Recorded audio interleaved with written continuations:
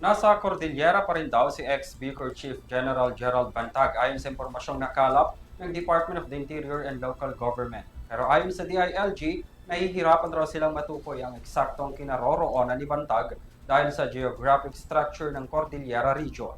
Narito ang balita ni Criza Lopez.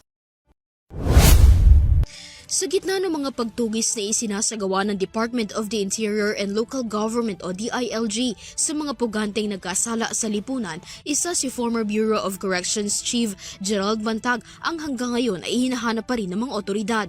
Batay sa impormasyong ibinahagi ni Interior Secretary John Vic Remulla, kasalukuyang pinaghihinalaan na nasa Cordillera Administrative Region pa rin si Bantag.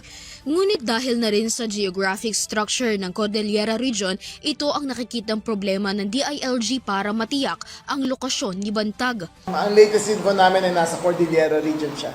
So, ando doon yung tracker teams namin ngayon. Anya, humahanap na ng ibang paraan ng otoridad para matukoy ang lugar ni Bantag. Posible umanong may tribo na nagpoprotekta sa dating opisyal. Pero dapat maintindihan nyo, mahirap ang Cordillera Region. Bundok yan. Bago mo mapasok yan, may cover of trees, so hindi natin pwede lagyan ng drone, wala makikita. Kailangan live ang asset natin. Yung mga tribo doon ay nagpoprotektahan. So we are now trying other means para makapasok sa grupo niya doon sa Cordillera.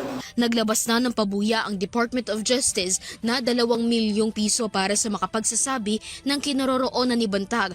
Halos magtatatlong taon na nang iutos ng Muntinlupa Court ang pag-aresto kay Bantag matapos umanong paghinalaan na may kinalaman siya sa pagkamatay ni June Villamor. Ang umano'y middleman sa pagkamatay ng dating broadcaster na si Percy Lapid noong 2022. Noon pa man, pinasinungalingan na ni Bantag ang koneksyon niya sa pagkamatay ni Villamor. Giit ni Remulla, kung determinado ang gobyernong mahanap ang pugante, ay tiyak na makikita kung sino man ito.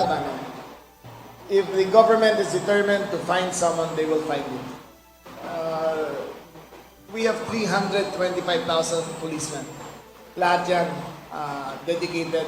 Para sa EuroTV News, Criza Lopez, sumasaludo sa bawat Pilipino.